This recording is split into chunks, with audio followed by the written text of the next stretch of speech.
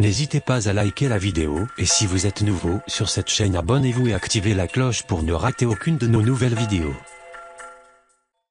Maintenant, on tombe sur le pourquoi. Vous avez un rêve. Vous pouvez commencer à avoir cela. Si vous aidez quelqu'un qui a besoin de votre perspective, mais pourquoi vous faites ça? Parce que si vous n'avez pas le pourquoi, vous vous rappelez, j'ai dit que Joseph est passé par beaucoup de bas avant de monter en haut. Mais c'est ce pourquoi qui va faire que vous allez continuer et vous allez grimper les obstacles que l'on va voir tout à l'heure. Alors, je prends l'exemple de David et Goliath. Vous connaissez tous l'histoire de David et Goliath. Un petit de 17 ans qui a tué un géant. C'est ce que les gens retiennent, et c'est vrai. Donc, cette histoire, l'histoire est racontée souvent comme un petit, comme un grand, et le petit a gagné. Mais le début de l'histoire nous montre une leçon importante, c'est le pourquoi de la bataille. Pourquoi David va essayer d'affronter Goliath? La raison est simple. David ne peut pas supporter que Goliath se moque de son Dieu. C'est ça qui a fait qu'il a gagné la bataille. C'est pas la pierre. C'est pas la pierre.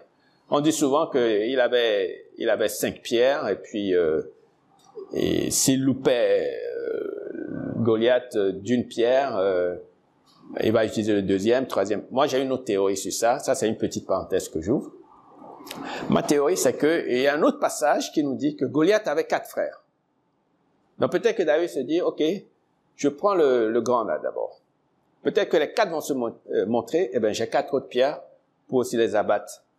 Donc, si vous lisez d'autres passages, vous verrez que Goliath avait 4 frères, et c'est peut-être pour ça qu'il a pris 5e. Parce qu'il était tellement sûr que puisqu'il défendait le nom de son Dieu, il allait gagner de toute façon.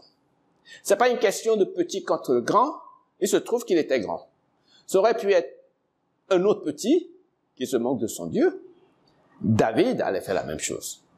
Peu importe la hauteur, la grandeur, etc. Donc, le pourquoi de David, c'est que tu n'as pas le droit de te moquer de mon Dieu, et c'est pour ça que je mène bataille. La raison pour laquelle je fais ceci, c'est X. La raison pour laquelle Mother Teresa a été à Calcutta pour essayer de sauver des gens ou de soigner des gens, c'est parce qu'elle ne peut pas supporter que les gens souffrent. Elle ne peut pas supporter que les gens souffrent. Donc, chacun qui fait quelque chose a une raison qui est beaucoup plus que son bien-être. Alors, est-ce que vous connaissez votre raison? Ça, c'est la leçon numéro 3, de connaître la vraie raison pour laquelle on fait ça. Et souvent, la raison est pour d'autres personnes. Alors, David dit, c'est ainsi que ton serviteur a terrassé le lion et l'ours, et il en sera de même pour ce Philistin. C'est incirconcis comme l'un d'eux, car il aura insulté l'armée du Dieu vivant. Et c'est la raison. Voici la raison pour laquelle David a lutté bataille contre Goliath. Quelle est ta raison quand tu te lèves du lit le matin pour commencer ta journée? Vous savez, il y a 50% des retraités qui meurent 10 ans après leur retraite car ils n'ont plus de raison pour vivre. Ils n'ont plus de raison pour vivre et ils meurent. Alors, j'ai mis 10 ans, mais quand j'ai vérifié les tests, c'est même 7 ans. C'est moins que ça. C'est moins que ça. Si vous travaillez pour quelqu'un, eh bien, vous avez quand même une raison pour vous lever pour aller travailler. Parce que la personne va vous payer et puis vous allez nourrir votre famille, etc.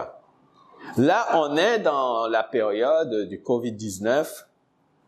Vous savez que les suicides en France, parmi les étudiants, a augmenté de 35%. Ou les tentatives de suicide, 35%. Les dépressions ont augmenté partout. Pourquoi? Ils n'ont plus de raison. Écoutez, à l'heure où je vous parle, il y a en France un couvre-feu à partir de 18 heures. D'accord? Ça veut dire que vous rentrez chez vous, mais vous restez chez vous.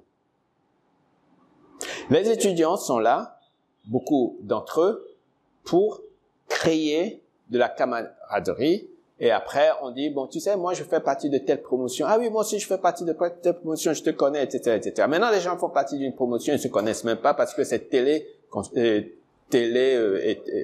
télétravail. Bon. La violence domestique a aussi augmenté. Pourquoi? Parce que souvent, papa n'est pas là, donc il voit pas sa femme. Bon, maintenant, il est là et il n'a rien à faire. Et qu'est-ce qu'il fait? Il n'a pas de raison de rester chez lui. Et il boit. Donc, il devient plus violent. Il n'y a plus de pourquoi. Il n'y a plus de pourquoi. Donc, pourquoi vous avez ce rêve? Ça, c'est fondamental. C'est très important pour votre entreprise. Il y aura des problèmes insurmontables des fois.